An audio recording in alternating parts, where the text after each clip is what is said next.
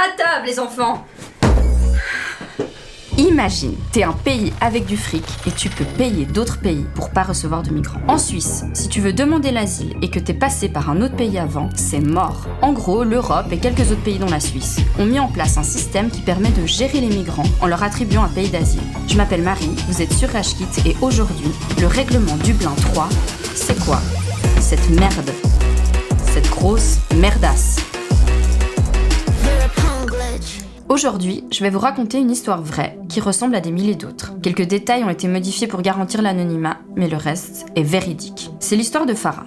Farah, elle est née en Somalie et le jour de ses 20 ans, elle tombe enceinte. Du coup, elle veut donner un autre avenir à son enfant et elle décide d'aller en Europe pour trouver du travail et s'installer. Alors, un matin, elle se lance sur les routes. Comme la plupart des personnes qui transitent par voie maritime ou terrestre, elle arrive dans un pays côtier, la Croatie. Ce sera son premier contact avec l'Europe. Et ce qu'elle ne sait pas, c'est que c'est ce premier contact qui va déterminer la suite de sa vie.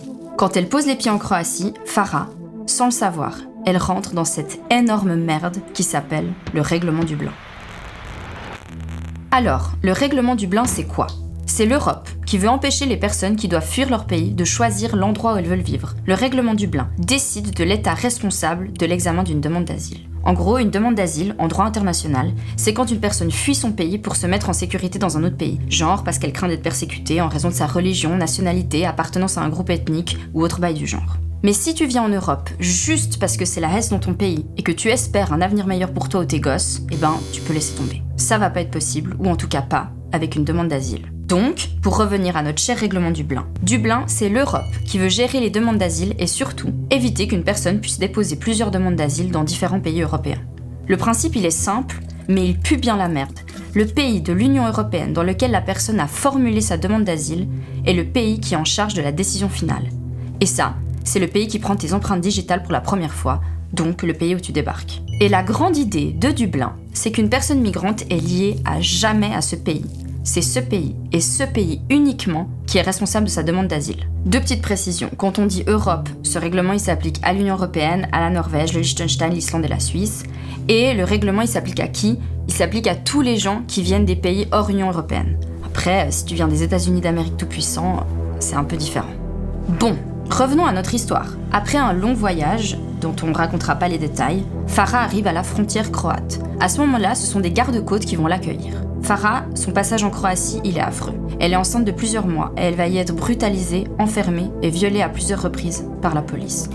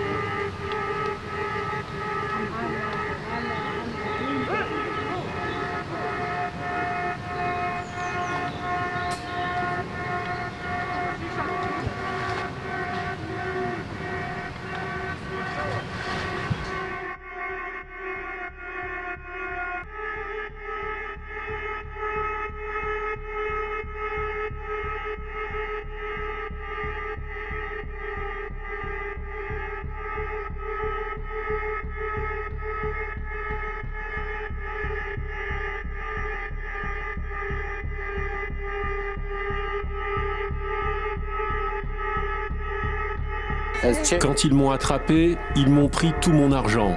J'avais 400 €, mon téléphone portable et mon chargeur. À chaque fois, après nous avoir pris nos téléphones, ils nous frappent en utilisant des bâtons.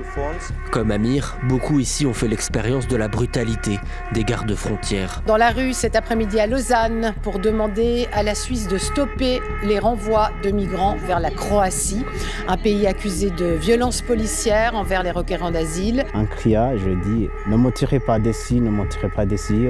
Je ne suis pas un criminel, je veux votre protection. » J'ai entendu un policier qui disait « Rassemblez-vous ici ». Il a pris son fusil et il m'a frappé avec la crosse de son fusil. Félix est emmené dans une cellule et se fait encore frapper. Et le policier a pris tout mon argent et il m'a répondu « La place des singes, c'est dans la forêt ». Selon la Suisse, la Croatie reste un État sûr. Aucun indice de faiblesse systémique dans le système d'asile et d'accueil croate n'a pu être constaté à ce jour.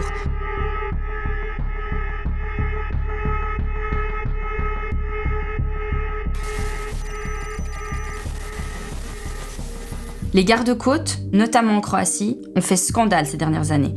Ils frappent les migrants, volent leur argent, détruisent leur téléphone portable et abusent sexuellement de leur corps. Plusieurs rapports de Human Rights Watch dénoncent les pratiques de la police croate. Celle-ci refoule régulièrement et souvent violemment des réfugiés, des demandeurs d'asile et des migrants vers la Bosnie-Herzégovine sans évaluer leur demande d'asile ni leurs besoins de protection. Ces pushbacks, comme on les appelle dans le jargon, constituent une violation du principe international de non-refoulement. Le principe international de non-refoulement, c'est une règle fondamentale du droit international qui interdit de renvoyer une personne vers un pays où sa vie ou sa liberté serait menacée. Ce principe, c'est un élément clé du droit des réfugiés et des droits humains.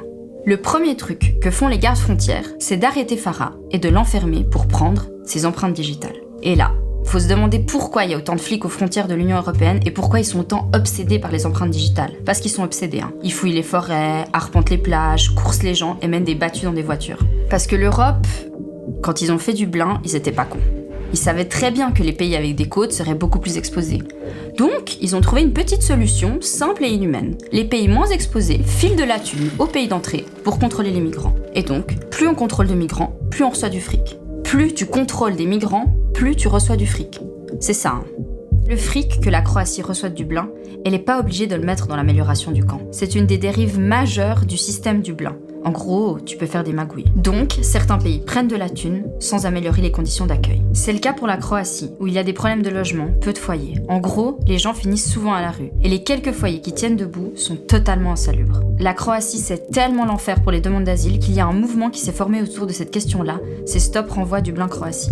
Ils documentent les conditions des personnes renvoyées en Croatie et soutiennent les demandeurs d'asile renvoyés. Le but, suspendre les renvois vers la Croatie. Ça avait marché pour la Grèce, vers qui, aujourd'hui, on ne renvoie plus les personnes suite à un mandat de la Cour européenne des droits de l'homme. Petite dinguerie supplémentaire, ces contrôles aux frontières, dont on vient de citer les dérives et la violence, ils vont être renforcés.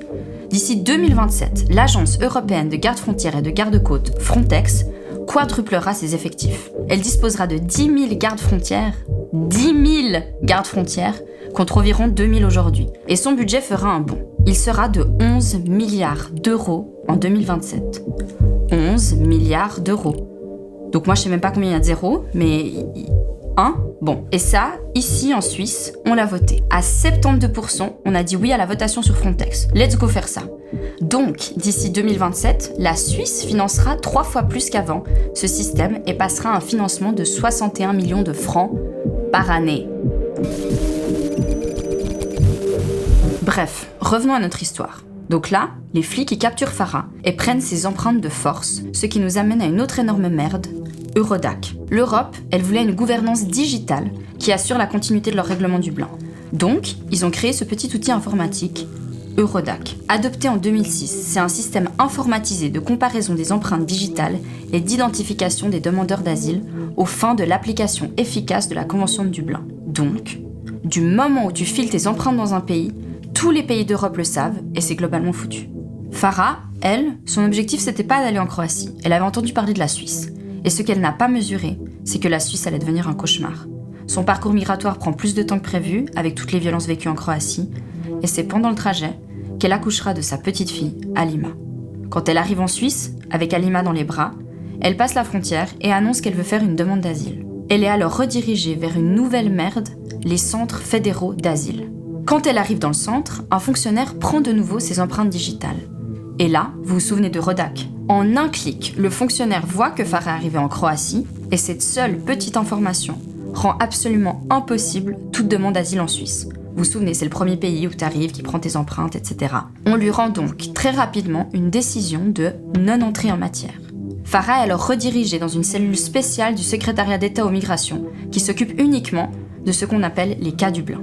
Et là, autre grosse merde, c'est automatique. Ça veut dire qu'il n'y a aucun questionnement sur le parcours des personnes, aucune exception possible à la règle. C'est l'empreinte et l'empreinte seule qui fait foi. Plusieurs associations supplient les autorités d'intégrer un peu de cas par cas, par exemple pour les personnes violées. Mais c'est mort. Actuellement, l'article 34 de la loi sur l'asile prévoit la possibilité de renvoyer un requérant vers un État tiers pour le seul motif qu'il a été enregistré préalablement dans cet État. Donc quand t'es sous Dublin, ton parcours personnel, il n'existe pas. Si la personne a été brutalisée, abusée, violée, exploitée en Croatie, tout le monde s'en fout. La Suisse décide de renvoyer Farah et sa fille en Croatie sans discussion. Si ce règlement Dublin ne concerne pas que la Suisse, on peut se pencher sur certaines dingueries spécifiques à notre merveilleuse démocratie. La majorité des demandeurs d'asile rejoignent l'Europe par des voies maritimes. Donc, ce sont les pays situés aux frontières extérieures de l'Union européenne, comme l'Italie et la Grèce, qui sont chargés de traiter la majorité des demandes d'asile. La Suisse profite ainsi de sa situation géographique. La plupart des demandeurs d'asile qui arrivent jusqu'en terre helvétique sont passés par un autre État européen et n'ont pas de visa suisse. Ces personnes peuvent donc être renvoyées vers cet État. Au montage, il faudra que tu mettes une carte pour qu'on comprenne que, à moins que tu te téléportes, c'est difficile d'arriver en Suisse sans passer par un autre État. Hein, tu comprends ? Génial. En plus, grande profiteuse du système Dublin, la Suisse applique de façon très stricte le règlement. C'est le pays d'Europe qui a effectué le plus de renvois Dublin depuis 2009. Plus de 25 000 personnes ont été renvoyées, ce qui représente plus de 15% des requérants d'asile arrivés en Suisse. Pour faire une petite comparaison, en Allemagne, les renvois effectués ne représentent que 3% des requérants. La Suisse renvoie des personnes vers des pays où Amnesty International, Solidarité sans frontières et l'Organisation suisse d'aide aux réfugiés ont dénoncé les mauvaises conditions d'accueil des réfugiés et un accès problématique à la procédure d'asile. Et le pire, c'est que c'est même une fierté pour ce pays de droitard. Sur le site de la Confédération, on peut lire. Depuis son adhésion à l'accord d'association à Dublin, la Suisse a pu transférer beaucoup plus de personnes vers d'autres États Dublin qu'elle n'a dû en prendre elle-même en charge. Quel soulagement! Revenons à Farah. Vous vous souvenez ? Elle a ses empreintes en Croatie. Donc, la Suisse lui rend une décision de non-entrée en matière, aussi connue sous le chou nom de NEM. Mais alors, ça veut dire quoi concrètement ? Ça veut dire qu'elle va être renvoyée de Suisse, mais qu'elle ne sait pas quand. Donc d'abord, on la met de force, avec sa fille, âgée de moins d'1 an, dans un centre fédéral pour requérants d'asile. C'est une manière de pas dire prison pour migrants. Et puis là, elle va être redirigée vers un centre EVAM. C'est un foyer si on en croit le gouvernement, mais en fait, c'est plutôt une salle d'attente pour migrants. Le foyer, il sert juste à attendre l'expulsion. Il faut signer tous les jours une feuille de présence et rentrer exactement à l'heure tous les soirs. Et Farah, elle a encore de la chance, parce que c'est une femme, et donc elle ne risque pas de finir placée dans un bunker comme certains hommes lorsqu'il n'y a plus de place en foyer. Mais alors, elle va vivre avec quoi dans son foyer ? Avec ce qu'on appelle l'aide d'urgence. Et l'aide d'urgence, c'est une autre belle merde. Tu reçois 8 francs par jour pour survivre, et pour les obtenir, tu dois rester constamment disponible pour les autorités. Tu dois demander le renouvellement de ton aide d'urgence chaque semaine, et la police et l'administration te menacent, te foutent des coups de pression, et te font attendre des heures dans des bureaux administratifs dégueulasses. Tout ça pour 8 balles par jour. Je sais pas ce que vous faites avec 8 balles par jour en Suisse, mais moi, pas grand chose. Et à partir de là, il y a 2 scénarios possibles. Soit Farah, elle reste dans le foyer, où elle risque le renvoi jour et nuit, avec 8 balles par jour qu'elle doit quémander pendant des heures. Soit elle fuit, elle sort de ce système et elle rentre dans l'illégalité totale, sans aucun fric. Farah et la petite Halima décident alors de s'installer dans ce foyer. Les semaines passent. Paradoxalement, elle se fait des potes, parce qu'en vrai, elle parle bien l'anglais, elle rencontre des gens dans le foyer, etc. Mais tout ce quotidien, elle le vit avec l'épée de Damoclès du renvoi. Pendant 1 mois, 2 mois, 3 mois, 6 mois. Mais attendez, est-ce que quelqu'un a prévu une limite à ce machin ? Ce qui est prévu, c'est qu'au-delà de 6 mois, les accords de Dublin sautent et la Suisse devient responsable de la demande d'asile. Ah, est-ce que Farah est alors tirée d'affaire ? Alors non. Parce qu'en fait, la Suisse a tout prévu. Dans le règlement, s'il y a tentative de soustraction au renvoi, c'est un motif légitime pour prononcer une extension du délai de renvoi à 18 mois. Dans le canton de Vaud, où Farah et sa fille sont enfermées, c'est quoi une tentative de soustraction au renvoi ? Attention, la liste est grave. C'est quand tu oublies de signer la feuille de présence un soir, quand t'es pas dans ta chambre à l'heure où tu as dit que tu y serais, quand tu oublies de te pointer un jour au bureau, quand tu arrives en retard à un seul rendez-vous administratif, ou quand tu ne respectes pas les horaires du foyer dans lequel tu es. Et tout ça, c'est considéré comme une tentative de soustraction à un renvoi. Et alors Farah, il se trouve qu'une fois, pendant ces 6 derniers mois, elle a fait une énorme dinguerie. Vous êtes prêts ? Une fois, elle est rentrée à son foyer 1 heure en retard sur l'heure prévue. Quel criminel, hein ? Quand même. Et là, l'administration du foyer ne discute pas.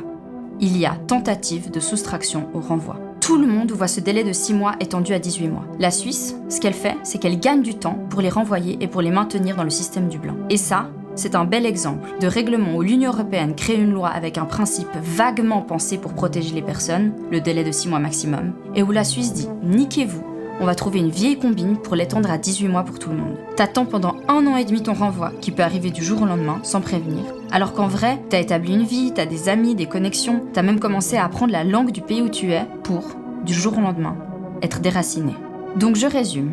Là, Farah, elle repart pour 1 année de vie, dans un foyer, avec son bébé et 8 balles par jour, sans savoir si la police va se pointer pour l'expulser dans 2 jours ou dans 1 an.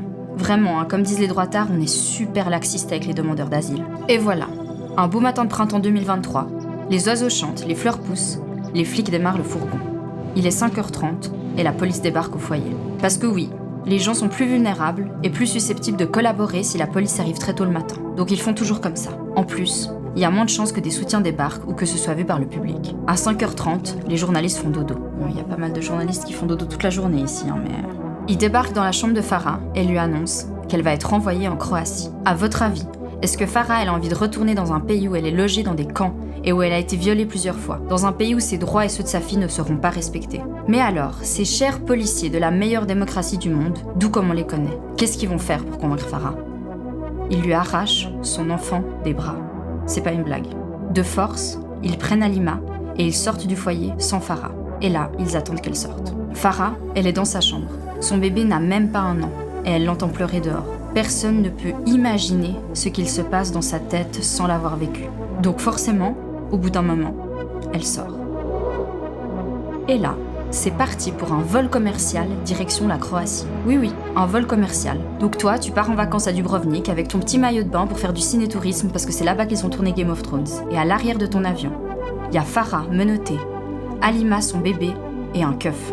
De retour vers les conditions de vie affreuses en Croatie, tout ça bien organisé par cette énorme merde qu'on appelle Dublin 3. Farah atterrit en Croatie, sa fille dans les bras. Elle passe à nouveau les portes d'un camp, qu'elle connaît bien, puisqu'elle y a été détenue il y a plus d'1 an.